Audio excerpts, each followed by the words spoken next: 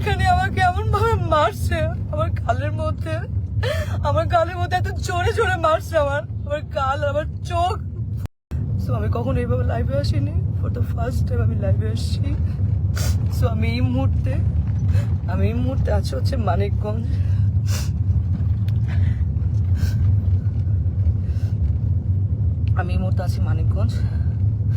Manikganj director Rafat Majumdar Rinku ভাইয়ের পিছনে। এখানে আমার সাথে আছে তানজিন তিশা, সুদিজামান সেলিম ভাইয়া, মোমেন আন্টি এবং অ্যাক্টর মিরাপি। তো আমি জানি না আসলে গতকালকে আমার প্রথম সিন এবং গতকালকে আমি মানিকগঞ্জ আসি। এসে আমি তানজিন তিশা আপুর জন্য আমি খুব সুন্দর ঢাকা থেকে গিফট নিয়ে আসছিলাম, যে আমি তানজিন তিশা আপুকে গিফটগুলো দিব। কারণ আপু এত সিনিয়র, আপু একটা ফিল্ম করতেছে, আপুকে উইশেসের জন্য আমি আপুকে আসলে গিফটটা দিই, কিন্তু আপু গিফটটা নেয় না এবং সে গিফট অ্যাকসেপ্টও করে না এবং সেখানে সবাই ছিল, সবাই দেখছেও। তো আমি কিছু বলি না যে উনি হয়তো গিফট নেয় নাই, ঠিক আছে মেনে নিচ্ছি। তো আমার প্রথম সিনে আমি যখন শুরু করছি তখন সেখানে প্রথম সিনে উনি আমাকে, সিনের মধ্যে ছিল না, উনি আমাকে মেরে আমার এখানে যে দেখেন দাগ, খামচির দাগ হাতে দাগ রক্ত বের করে ফেলছিল কালকে প্রথম সিনে। এবং সেইটা যখন মনিটরে এসে আমি যখন দাঁড়াইছিলাম তখন রিঙ্কু ভাইয়া এবং সেলিম ভাইয়া দুজনেই বলতেছিল যে তিশার কি হয়েছে, তোমার সাথে কি কোনো ঝামেলা আছে, আগে ও তোমাকে এভাবে মারলো কেন বা কি আসে বিষয়।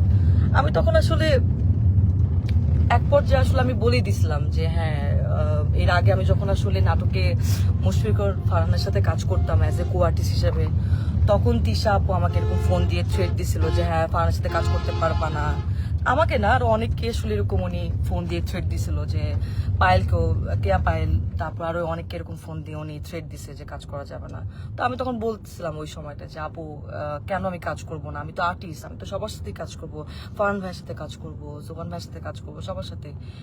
ফারহান ভাইয়ের সাথে কেন কাজ করব না, কি সমস্যা কি? তখন আমি বলছি হ্যাঁ আমার ফারহান আমার জামাই হয়। আমি তখন কিছু বলি না, আচ্ছা ঠিক আছে মনে হয় পার্সোনাল ওনাদের ব্যাপার হয়তো। তারপরে এরপরে গিয়ে কিন্তু আমি ফারহানকে জানাইছি ফোন দিয়ে যে ফারহান তিশা আপু কিন্তু আমাকে ফোন দিয়ে এইসব কথাবার্তা বলছে, এইভাবে হলে তো কাজ কথা। যাই হোক, উনি হয়তো ওই ক্ষোভ বা এই রাগ নিয়ে আসে। লাস্ট সিন, তো ওই সিনের মধ্যে লেখা ছিল যে আমি তিশাপুকে, সিনের মধ্যে লেখা আমি গিয়ে তিশাপুকে চট দিব এবং চট দেওয়ার পর উনি ওইখান থেকে চলে যাবে, এটা সিনের মধ্যে লেখা। তো আমি টেকনিক্যালি, আমরা তো টেকনিক্যালি কিন্তু আসলে আর্টিস্টকে আমরা যদি কেউ কাউকে মারে বা আঘাত করে আমরা কিন্তু খুব সফটলি টেকনিক্যালি সেটা করি। তো আমি তিশা আপুকে খুব আস্তে করে গালের মধ্যে জাস্ট একটু গালে হাত লাগাইছি। উনি চলে যাওয়ার কথা ছিল, কিন্তু উনি চলে না গিয়ে উনি সিনের মধ্যে, ক্যামেরা ওপেন ছিল, ক্যামেরা ওপেনে সিন চলতেছে, মানিকগঞ্জে এখানে অনেক মানুষ ছিল, তারপর ডিওপি ভাই আরো সবাই ছিল, এডিটর সবাই ছিল, উনি ওইখানে আমাকে এমন ভাবে মারছে আমার গালের মধ্যে এত জোরে জোরে মারছে আমার গাল, আমার চোখ ফুলে গেছে। আর আমি আমি আমি মানে কথা বলতে পারতেছিলাম না, আমার এই জায়গাটা এত জোরে লাগছে, তো আমি নিতে পারি নাই। এন্ড উনি এটা ইন্টেনশনালি করছে এবং করার পর আমি বললাম যে আপু এটা কি করলেন, আপনি কেন মারলেন আমাকে, আপনার তো এটা সিনে ছিল না। এন্ড উনি আমাকে যা তা গালাগালি শুরু করছে। উনি জানি না আসলে উনি কিছু খাইছে কিনা, কারণ উনি গতকালকেও খুব উইয়ার্ড আচরণ করছে। গতকালকে উনি এরকম 40 মিনিট 50 মিনিট এরকম বাথরুমের মধ্যে আটকা থাকতো, কি না খায় আমরা জানি না, ওনার গায়ে থেকে গন্ধ আসে এন্ড কেমন যেন পাগলের মতো অ্যাটিটিউড করতেছে। এখন উনি কি নেশা করছে কি নেশা করে না সেটাও আমি জানি না, কিন্তু কেমন যেন পাগলামির মতো আচরণ করছে এন্ড এটা সবাই দেখতেছে।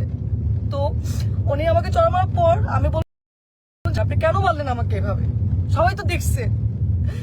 তো উনি আমাকে বলে, আমি পরে ওনাকে বললাম যে আমি কিন্তু একটু সিকিউরিটিকে জানাবো আপু, আপনি যে আমার সাথে এটা করলেন এটা আপনি ঠিক করেন নাই, আপনি আমাকে এভাবে মারতে পারেন না। তো উনি আমাকে বলে যে ও আচ্ছা অ্যাক্টর সিকিউরিটিকে জানাবা, ও ভাইরাল হবা, একটু ভাইরাল হতে চাও।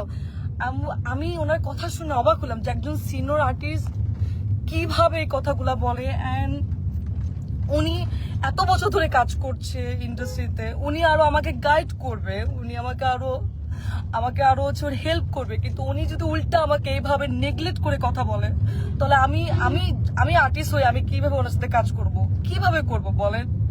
এন্ড ওইখানে সবাই আমাকে মানাতে আসছে, আমি সবাই দেখতেছে যে উনি আমার সাথে কারো ব্যবহার করতেছে, আপনারা আমাকে কি মানাবেন? তো আর্টিস্ট হয়ে তো আর্টিস্টের কাছ থেকে এটা তো আমরা একসেপ্ট করতে পারি না। আমাকে এমন ভাবে মারছে, আমার এক পাশে কারের দুলো কোথায় পড়ে গেছে, আমার কোনো কিছু খেয়াল নাই। তো আমি এখন ঢাকায় চলে আসতেছি, আমি একটু সিকিউরিটিকে জানাবো যে একজন সিনিয়র হয়ে এইভাবে যদি আর্টিস্টকে স্ক্রিনের মধ্যে আরে এবং যাচ্ছে তাচ্ছে ভাবে খারাপ ব্যবহার করে, তাহলে তো সেটা মেনে নেওয়া যায় না, এইভাবে তো কাজ করা যায় না। আমি তো এর আগেও মেহজাবিন আপুর সাথে কাজ করছি, কাজের দিন রাত্রি, সেখানে বিকি ভাইয়ের কাজ করছি। কই মেহজাবিন আপু তো আমাকে এত সুন্দর করে কিভাবে কাজ করতে হবে আমাকে সাজেশন দিছে, আমাকে এত সুন্দর করে ট্রিট করছে। তোমার কাছ থেকে আমি শিখছি, আমি তো ভাবছি আমি তিশাপুর কাছ থেকে শিখবো, কিন্তু তিশাপু আজকে যেটা করলো এটা এটা এটা তো আমার সাথে অন্যায় হয়েছে, এটা তো ঠিক হলো না, এটা তো একদমই ঠিক হলো। আমি তো কাজ করতে গেছি, আমি তো আসলে এটা তো আমি আশা করি নাই। তো যাই হোক, এখন সেলিম ভাইয়া ওনারা সবাই এখানে ছিলেন, সেলিম ভাইয়া ওনারা সবাই দেখছে, এখন ওনারা জানে ওনারা কি ডিসিশন যাচ্ছি। আমি একটু সিকিউরিটিকে জানাবো যে ওনারা আসলে কি ব্যবস্থা নিবে, এবং আজকে যদি এরকম একজন আর্টিস্টের সাথে কাজ করে, মানে আমার যদি এই অবস্থা হয়, তাহলে যারা কাজ করছে প্রিভিয়াস বা তারাই বা কি ফেস করছে। তো আমি তো সবসময় আশা করি যে আমি যারা সিনিয়র, যারা মেহজাবিন আপু বা যাদের সাথে কাজ করব, কখনো সামনে যখন কাজ করব, তাদের কাছ থেকে আমি শিখবো। কিন্তু